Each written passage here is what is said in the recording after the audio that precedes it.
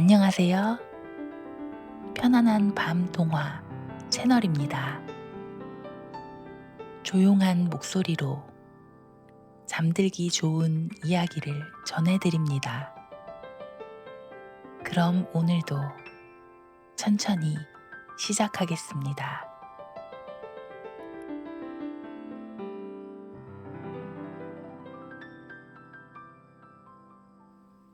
그날은 봄이었다. 신라의 어느 산속 절에 시주를 하러 온 일행이 있었다. 그 일행 중에 한 여인이 있었다. 조씨는 그녀를 본 순간 숨이 멎는 것을 느꼈다. 고운 비단옷을 입고 있었다. 머리는 단정하게 빗어 올렸고 걸음걸이는 우아했다. 하지만 조신의 마음을 사로잡은 것은 외모가 아니었다. 그녀가 부처님께 절을 올릴 때의 경건한 표정이었다. 안 돼. 나는 승려인데. 조신은 황급히 고개를 돌렸다. 하지만 이미 늦었다. 그녀의 모습은 조신의 마음속 깊이 새겨져 있었다. 그날 밤 조신은 잠을 이룰 수 없었다. 눈을 감으면 그녀의 얼굴이 떠올랐다. 조신은 20살이 넘은 젊은 승려였다. 어려서부터 절에서 자랐다. 부모님은 조신이 10살 되던 해에 세상을 떠났고 의지할 곳 없던 소녀는 이 산속 작은 절로 들어왔다. 스님들은 조신을 따뜻하게 맞아주었다. 조신은 총명한 아이였다. 경전을 외우는 것도 빨랐고 스님들의 말씀을 귀담아 들었다. 저 아이는 훌륭한 승려가 될 것이야. 스님들은 그렇게 말했다. 조신도 그렇게 믿었다. 하지만 그날 그 여인을 본 순간부터 모든 것이 달라졌다. 다음 날도 그 다음 날도 조신은 그녀를 잊을 수 없었다. 밥맛도 없었고 잠도 제대로 오지 않았다. 조신아, 어디 아프냐? 얼굴이 많이 상했구나. 아닙니다.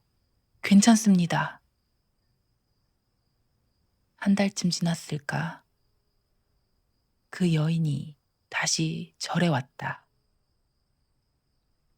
조신의 심장이 쿵쾅거렸다. 손이 떨렸다. 입안이 바짝 말랐다. 조신은 애써 시선을 피했지만 자꾸만 그녀를 훔쳐보게 되었다. 그날 밤부터 조신은 불전 앞에서 기도를 시작했다. 부처님, 제발 이 마음을 거두어 주십시오. 조신은 무릎을 꿇고 간절히 빌었다. 향을 피우고 절을 100번, 1000번 했다. 하지만 이상한 일이었다. 기도를 하면 할수록 그녀에 대한 마음은 더 깊어졌다. 마치 불씨에 바람을 불어넣는 것처럼. 한 달이 지나고 2달이 지났다. 조신은 날마다 같은 기도를 되풀이했다. 그러던 어느 날 조신은 기도의 내용을 바꾸었다. 부처님, 이 인연을 제게 허락해 주십시오. 조신 스스로도 놀랐다. 출가한 몸으로 이런 기도를 하다니. 단 한 번만이라도 좋습니다. 그녀와 함께 살게 해주십시오. 한 해가 지났다. 조씨는 여전히 그 여인을 잊지 못했다. 그녀는 가끔씩 절에 왔고 올 때마다 조신의 마음은 흔들렸다. 하지만 조씨는 한 번도 그녀에게 말을 건네지 못했다. 그저 멀리서 바라볼 뿐이었다. 조신의 얼굴에는 수심이 가득했다. 몸은 점점 야위어 갔다. 눈빛은 흐려졌다. 조신아, 의원을 불러야 하지 않겠느냐? 아닙니다. 괜찮습니다. 조씨는 고개를 저었다. 이것은 병이 아니었다. 마음의 병이었다. 약으로 고칠 수 없는 병이었다. 두 번째 해가 지나고 세 번째 해가 되었다. 밤마다 조씨는 불전 앞에 홀로 앉아 있었다. 다른 스님들이 모두 잠든 깊은 밤에도. 부처님, 이 소원만은 들어주십시오. 다음 생이라도 좋습니다. 제발. 조신의 목소리는 떨리고 있었다. 그러던 어느 날 밤이었다. 자정이 훨씬 넘은 시각. 촛불은 거의 다 타들어가고 있었고 향 연기만 가늘게 피어올랐다. 부처님. 조씨는 합장한 채 중얼거렸다. 하지만 더 이상 말이 이어지지 않았다. 너무 많이 기도해서 이제는 무슨 말을 해야 할지도 모르겠었다. 깊은 피로가 밀려왔다. 조신의 눈꺼풀이 무거워졌다. 머리가 점점 아래로 숙여졌다. 조신은 그대로 잠에 빠져들었다. 조신은 눈을 떴다. 어라, 이상했다. 분명 불전 앞에 앉아 있었는데 지금은 산길 한가운데 서 있었다. 여기가 어디지? 그때였다. 조신 스님! 멀리서 누군가 부르는 소리가 들렸다. 조신이 고개를 돌리자 한 여인이 걸어오고 있었다. 조신의 심장이 멎는 것 같았다. 그녀였다. 그토록 그리워하던 바로 그 여인이었다. 저는 스님, 아니 조신님, 이제 그 호칭은 버리셔야죠. 환속하셨잖아요. 이제 저와 함께 사실 거라고 하셨잖아요. 조신은 어리둥절했다. 환속? 함께 산다고? 하지만 이상하게도 그 말이 자연스럽게 느껴졌다.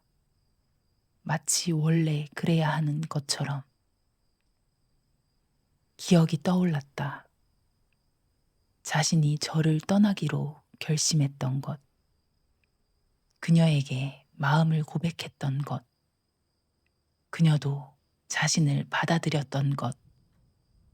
아, 그렇구나. 부처님께서 내 기도를 들어주신 거구나. 조신의 가슴이 벅차올랐다. 여인이 조신의 손을 잡았다. 따뜻하고 부드러웠다. 이제 가요. 우리 집이 저 아래 마을에 있어요. 조신은 고개를 끄덕이며 그녀의 손을 꼭 잡았다. 두 사람은 나란히 산길을 내려갔다. 햇살이 따스했다. 바람이 불어왔고 새들이 지저귀었다. 모든 것이 아름다웠다. 조시는 이렇게 행복한 순간이 또 있을까 싶었다. 마을에 도착했다. 여인의 집은 작지만 아담한 초가집이었다.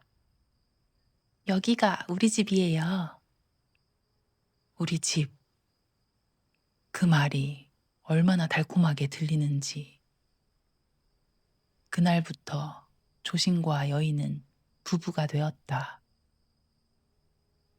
첫 며칠은 꿈만 같았다. 아침에 일어나면 그녀가 옆에 있었고, 밥을 먹을 때도 마주 앉았고, 밤에는 함께 잠들었다. 조시는 매 순간이 행복했다. 여보, 오늘 날씨가 참 좋네요. 아내가 마당에서 빨래를 하며 말했다. 조시는 장작을 패다 말고 고개를 들었다. 그러게 말이오. 두 사람은 서로를 보며 웃었다. 그저 그렇게 있는 것만으로도 행복했다. 여름이 왔다. 아내의 얼굴에 홍조가 돌았다. 입맛이 없어 보였고 가끔 구역질을 했다. 여보, 저 아기를 가진 것 같아요. 조시는 깜짝 놀랐다. 그리고 이내 환한 미소를 지었다. 정말이요? 정말? 조시는 아내를 껴안았다. 가슴이 벅차올랐다. 내가 아버지가 된다니. 그날부터 조시는 더욱 열심히 일했다. 아내와 곧 태어날 아기를 위해서였다. 밭을 갈고 곡식을 심고 품팔이도 했다. 힘들었지만 즐거웠다. 가을이 왔다. 어느 날 밤, 아내의 산기가 시작되었다. 조시는 급히 산파 할머니를 불러왔다. 밖에서 기다리게. 곧 끝날 거야. 조시는 문 밖에서 안절부절 못했다. 안에서는 아내의 신음소리가 들려왔다. 가슴이 조이는 것 같았다. 얼마나 시간이 흘렀을까. 응애, 응애. 축하하네, 아들이야. 조시는 방으로 뛰어들어갔다. 아내가 창백한 얼굴로 누워 있었고 그 옆에는 작은 아기가 있었다. 조시는 조심스럽게 아기를 안아 올렸다. 작고 따뜻했다. 아버지야, 내가 네 아버지란다. 조신의 눈에서 눈물이 흘러내렸다. 이렇게 벅찬 감동이 또 있을까? 그날 밤 조시는 창밖을 바라보았다. 달이 밝게 떠 있었다. 부처님, 감사합니다. 이런 행복을 주시다니. 하지만 세월은 그렇게 머물러 있지 않았다. 아기는 쑥쑥 자랐다. 말을 배우고, 걸음마를 배우고, 뛰어다니기 시작했다. 그런데 문제가 하나 생겼다. 돈이 부족했다. 아이를 키우는 데는 생각보다 돈이 많이 들었다. 조시는 품팔이를 더 많이 나갔다. 아침 일찍 나가 해가 질 때까지 일했다. 이듬해 봄, 아내가 다시 아기를 가졌다. 둘째가 태어났다. 역시 아들이었다. 조씨는 기뻤지만 동시에 어깨가 무거워지는 것을 느꼈다. 이제 식구가 넷이었다. 먹여 살려야 할 입이 넷이었다. 세월은 빠르게 흘렀다. 셋째가 태어나고, 넷째가 태어나고, 다섯째가 태어났다. 모두 아들이었다. 조씨는 이제 5아이의 아버지였다. 아버지, 배고파요. 아버지, 이옷 구멍 났어요. 아버지, 형이 나 때렸어요. 아이들의 목소리가 끊이지 않았다. 조씨는 그때마다 웃으며 대답했지만 마음속으로는 한숨이 나왔다. 이렇게 힘든 줄 몰랐는데. 아내도 지쳐 보였다. 예전의 고운 얼굴은 어디 가고 이제는 주름이 생기고 손은 거칠어졌다. 여보, 미안해요. 이렇게 고생시켜서. 괜찮아요. 이게 다 팔자인걸요. 하지만 그 목소리에는 예전의 따뜻함이 없었다. 그저 지쳐있을 뿐이었다. 그러던 어느 해 큰 가뭄이 들었다. 하늘에서는 비 한 방울 내리지 않았다. 논밭이 바짝 말라 갈라졌고 곡식은 시들어 버렸다. 수확은 거의 없었다. 이를 어쩌면 좋아. 조씨는 메말라 버린 밭을 바라보며 한숨을 쉬었다. 겨울이 왔다. 집안에는 먹을 것이 점점 줄어들었다. 조씨는 아침 저녁으로 죽만 끓여 먹였다. 아이들은 배를 움켜쥐고 울었다. 배고파요. 조씨는 집안에 있는 것들을 하나씩 팔기 시작했다. 농기구, 이불, 옷까지. 팔 수 있는 건 다 팔았다. 여보, 이거라도 파세요. 아내가 자신의 비녀를 내밀었다. 결혼할 때 받은 유일한 패물이었다. 미안하오.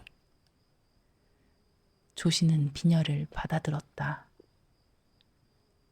아내는 아무 말 없이 고개를 돌렸다.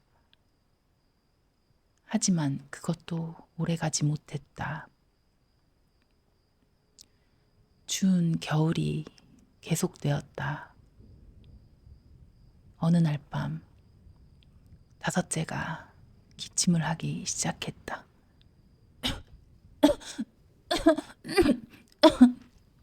아이의 기침은 밤새 계속되었다. 이 아이 열이 나요. 아내가 말했다. 아이의 이마는 뜨겁게 달아올라 있었다. 의원을 불러야 해. 하지만 돈이. 두 사람은 서로를 바라보았다. 돈이 없었다. 며칠 후, 다섯째는 눈을 감았다. 작고 여린 몸이 차갑게 식어갔다. 아이고, 아이고, 내 새끼야. 조씨는 말없이 서 있었다. 눈물도 나오지 않았다. 그저 멍하니 서 있을 뿐이었다.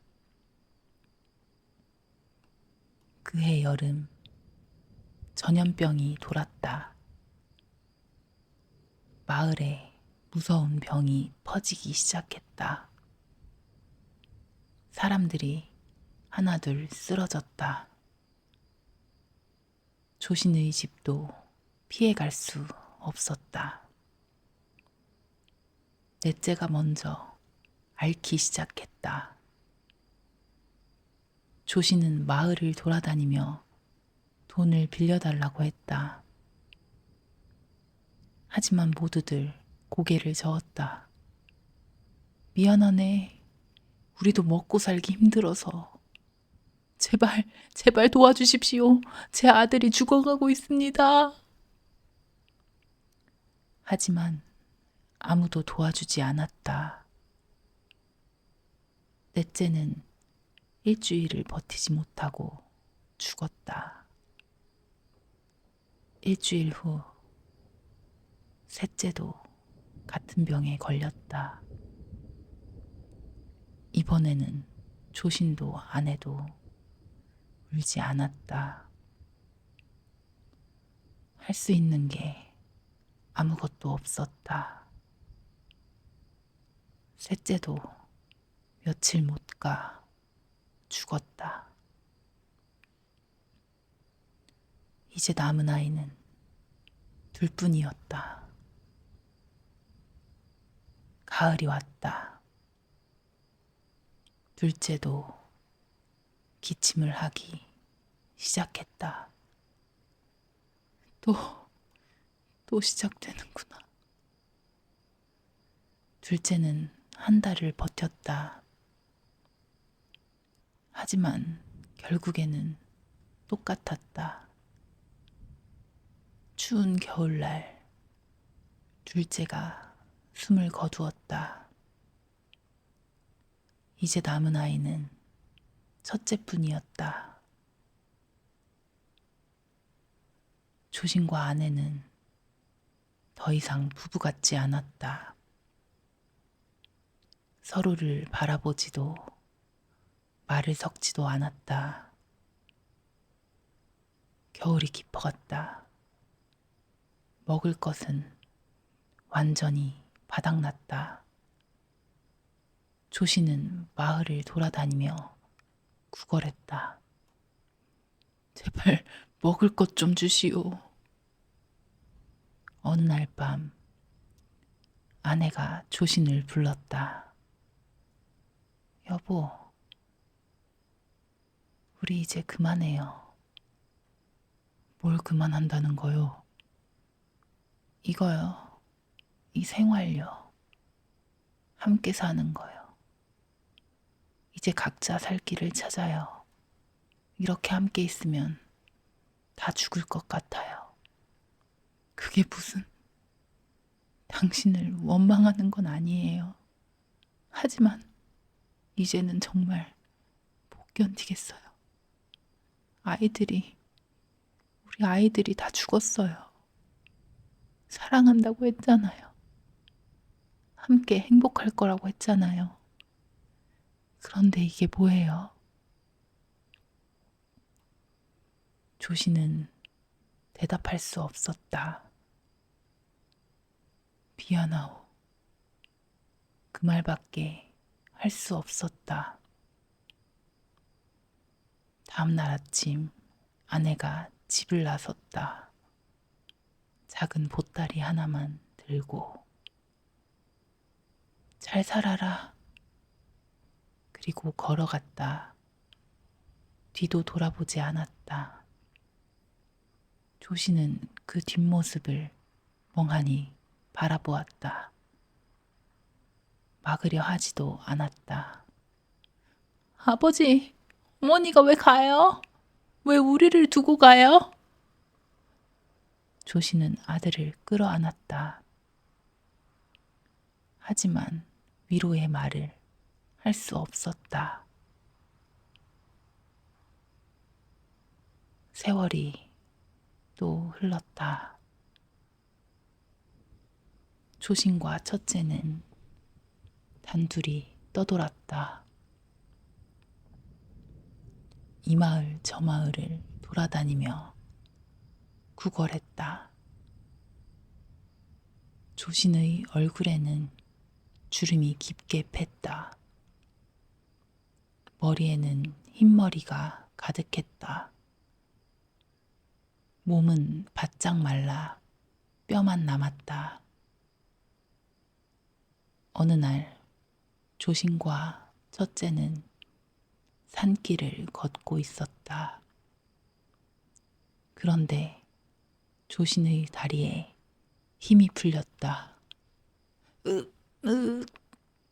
조신이 비틀거렸다. 아버지, 괜찮으세요? 하지만 조신은 그대로 쓰러졌다. 아버지! 아버지!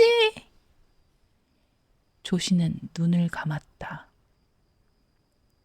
의식이 흐릿해졌다. 지난 세월이 주마등처럼 스쳐 지나갔다. 그녀를 본 날, 결혼했던 날, 아이들이 태어났던 날, 그리고 죽어갔던 날들. 40년이라는 세월. 이것이 내가 원했던 삶이었던가. 의식이 점점 멀어져 갔다. 어둠이 몰려왔다. 조신! 조신! 어디선가 목소리가 들려왔다. 조신! 정신 차리게! 누군가 조신의 어깨를 흔들었다. 조신은 간신히 눈을 떴다. 그리고 깜짝 놀랐다. 조신은 절의 불전 앞에 앉아 있었다. 촛불이 타고 있었고 향 연기가 피어오르고 있었다. 옆에는 노스님이 서서 조신을 내려다보고 있었다. 정신 차렸는가? 조신은 멍하니 주위를 둘러보았다. 절이었다. 분명히 절이었다. 산길도 아니고 아들도 없었다. 스님. 밤새 여기 앉아있더니 잠이 들었구나. 새벽 예불 시간이네. 조신은 자신의 손을 내려다보았다. 굳은 살이 없었다. 주름도 없었다. 젊은 승려의 손이었다. 이게 무슨... 조신은 얼굴을 만져보았다. 주름이 없었다.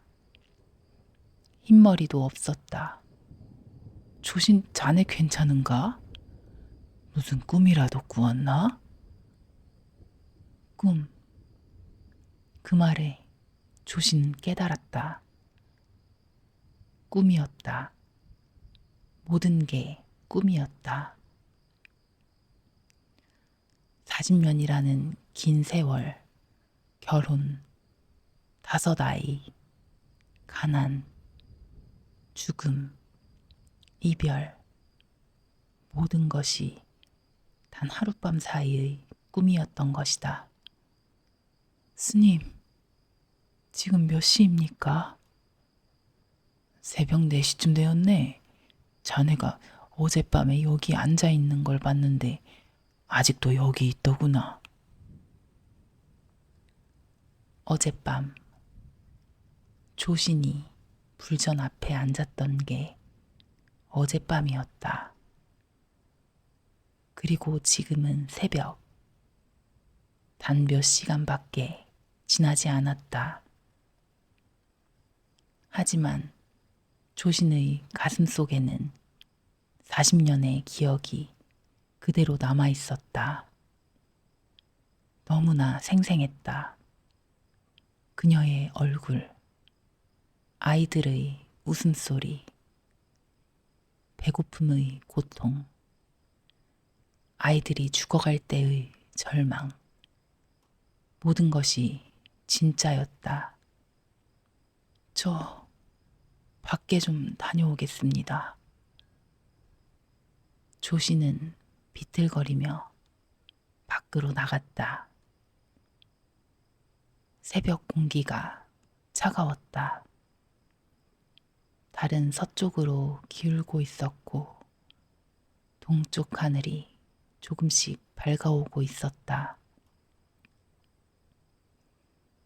조씨는 절마당에 주저앉았다.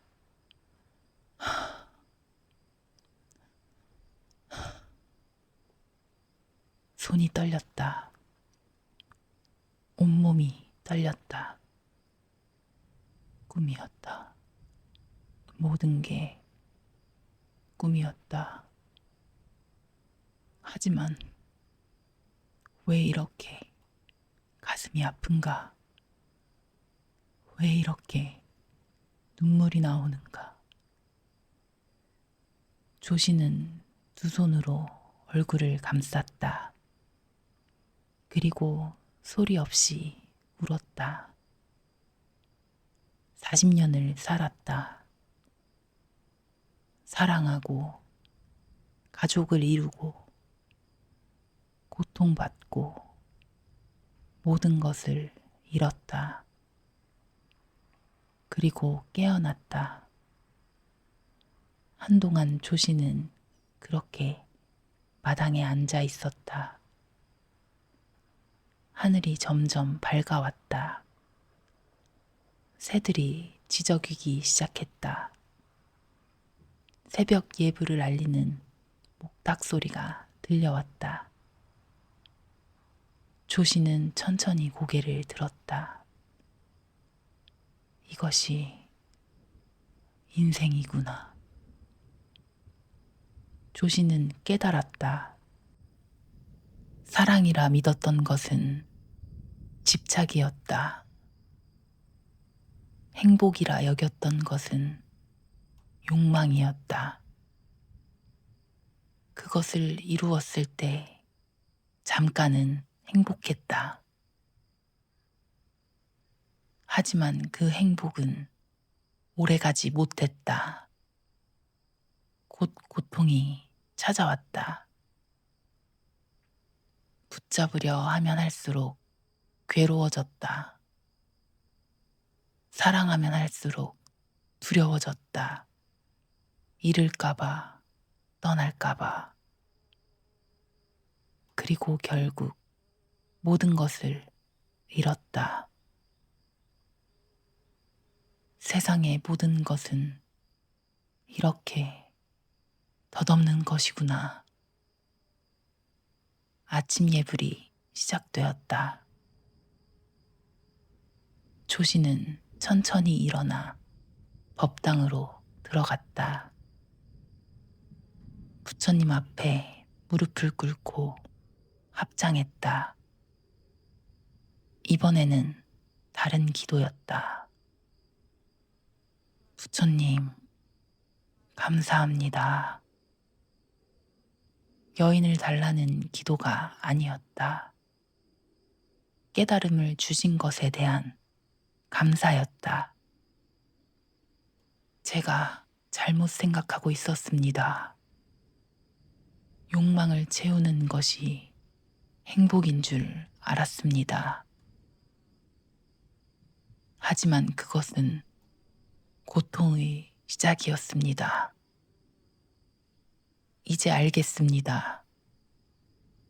행복은 무언가를 가지는 데 있는 것이 아니라 집착을 내려놓는 데 있다는 것을.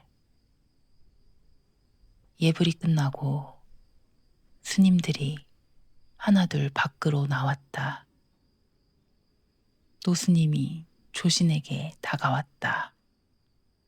조신, 얼굴이 많이 달라졌구나.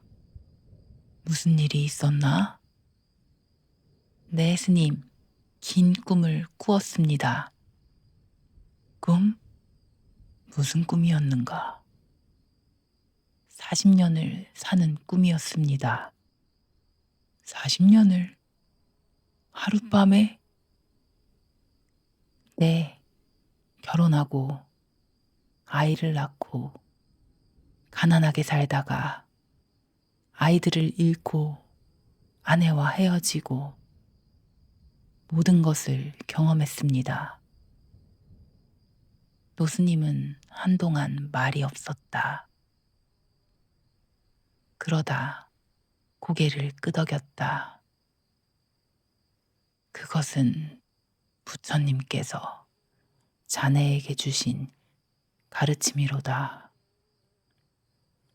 네, 스님, 그렇게 생각합니다.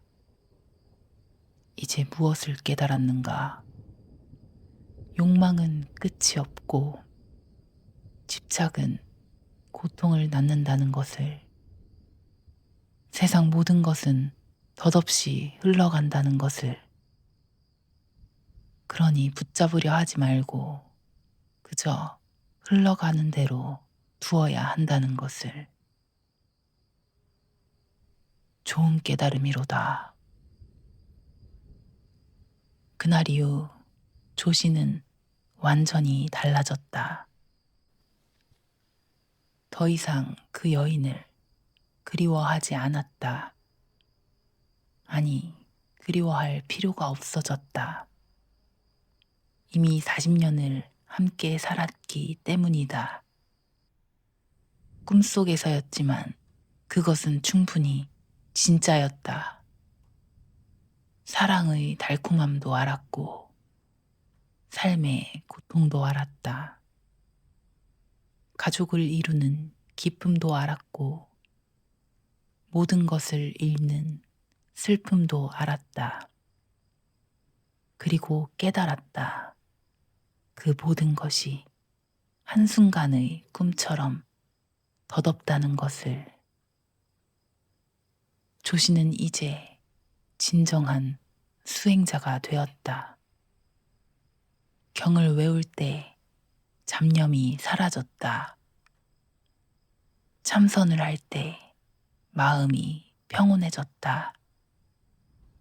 일상의 모든 순간에 감사했다.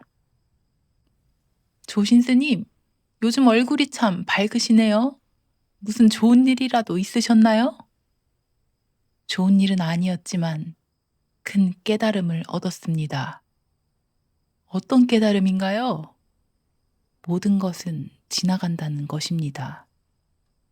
좋은 것도, 나쁜 것도, 사랑도, 미움도. 그러니 집착할 필요가 없다는 것입니다. 몇 달이 지났다. 어느 날 그 여인이 다시 절에 왔다. 조씨는 법당을 청소하다가 그녀를 보았다. 여전히 아름다웠다. 단아한 모습으로 부처님께 절을 올리고 있었다. 예전 같았으면 조신의 가슴이 두근거렸을 것이다. 손이 떨리고 말을 더듬고 얼굴이 붉어졌을 것이다. 하지만 이번에는 달랐다. 조씨는 그녀를 보았지만 마음이 흔들리지 않았다. 그저 한 사람의 시주자일 뿐이었다. 왜냐하면 이미 알고 있었기 때문이다. 그녀와 함께 산다 해도 결국에는 고통이 찾아온다는 것을. 사랑도 언젠가는 시들고 행복도 언젠가는 사라진다는 것을. 여인도 조신을 보았다. 무언가 다르다는 것을 느꼈다. 예전의 조신에게서 느껴지던 그 간절한 눈빛이 사라져 있었다. 대신 평온하고 고요한 눈빛이 있었다. 두 사람은 가볍게 고개를 숙여 인사했다. 그리고 그것으로 끝이었다. 조씨는 다시 청소를 계속했다. 뒤돌아보지 않았다. 이미 40년을 함께 살았다. 더 이상 아쉬울 것이 없었다. 세월이 흘렀다. 조씨는 깊은 수행을 계속했다. 많은 젊은 승려들이 찾아와 가르침을 청했다. 스님, 어떻게 하면 번뇌를 끊을 수 있습니까? 번뇌를 끊으려 하지 마라. 그것도 집착이니라. 그저 번뇌가 있음을 알아차리고 흘러가는 대로 두어라. 강물에 나뭇잎이 떠내려가듯 번뇌도 저절로 흘러간다. 스님, 어떻게 하면 욕망에서 벗어날 수 있습니까? 욕망을 억지로 없애려 하지 마라. 그것도 또 다른 욕망이니라. 다만 욕망의 끝을 보아라. 욕망이 이루어졌을 때 무엇이 오는지, 그것이 진정한 행복을 가져다 주는지, 그것을 깨닫는 순간 욕망은 저절로 사라진다. 스님께서는 어떻게 그런 깨달음을 얻으셨습니까? 하룻밤 꿈에 40년을 살았느니라. 40년을요? 그렇다. 세속의 삶을 살았다. 사랑하고, 결혼하고, 자식을 낳고, 가난에 허덕이고, 자식들을 잃고, 아내와 헤어지고, 모든 것을 경험했다. 그것이 꿈이었습니까? 그렇다. 하지만 그 꿈은 진짜보다 더 진짜 같았다. 40년의 기억이 모두 남아있느니라. 그래서 무엇을 깨달으셨습니까? 인생은 꿈과 같다는 것을. 길고 무겁게 느껴지지만 깨어나 보면 한순간이라는 것을. 그러니 무엇에 집착하고 무엇에 괴로워하겠는가. 조씨는 그 후로도 오래 살았다. 80이 넘은 나이까지 수행을 계속했고 많은 제자들을 길렀다. 그리고 어느 겨울날 조용히 세상을 떠났다. 스님, 마지막으로 한 말씀 남겨주십시오. 긴 꿈을 꾸었구나. 이제 깨어날 시간이로다. 그리고 눈을 감았다. 조신의 이야기는 그렇게 전해졌다. 하룻밤 꿈에 40년을 살다 깨달음을 얻었다더라. 참으로 신기한 일이로구나. 사람들은 조신의 이야기를 듣고 고개를 끄덕였다. 역시 욕망은 버려야 하는구나. 세상 모든 것이 꿈과 같은 것이로구나. 그 말들도 틀리지 않았다. 하지만 조신이 진정으로 전하고 싶었던 것은 그것만이 아니었다. 조신은 말하고 싶었다. 인생은 짧다고. 길게 느껴지지만 돌이켜보면 한순간이라고.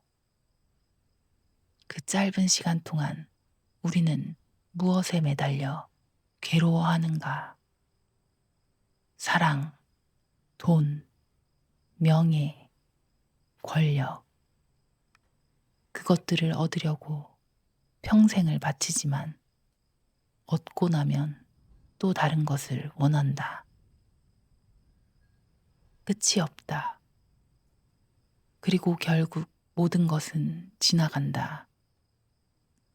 사랑했던 사람도 떠나고, 가졌던 것도 잃고, 젊음도 사라진다.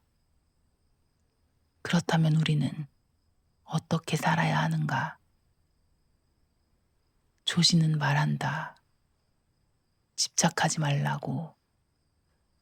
좋은 것이 생기면 기뻐하되, 붙잡으려 하지 말고, 나쁜 것이 생기면 슬퍼하되, 두려워하지 말라고. 모든 것은 흘러간다.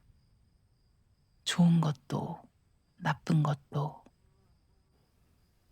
그것을 받아들이고 흘러가는 대로 두는 것. 그것이 진정한 자유다. 조신의 40년 꿈은 그것을 가르쳐 준다. 우리는 모두 꿈을 꾸며 산다. 행복한 꿈을 꿀 때도 있고, 악몽을 꿀 때도 있다. 하지만 언젠가는 깬다. 그때 우리는 무엇을 깨달을 것인가? 조신처럼 모든 것이 한바탕 꿈이었다는 것을, 그리고 진정한 행복은 무언가를 가지는 것이 아니라 집착을 내려놓는 것에 있다는 것을. 조신의 꿈은 오늘도 우리에게 묻습니다. 당신은 지금 무슨 꿈을 꾸고 있습니까? 그리고 언제 깨어날 것입니까?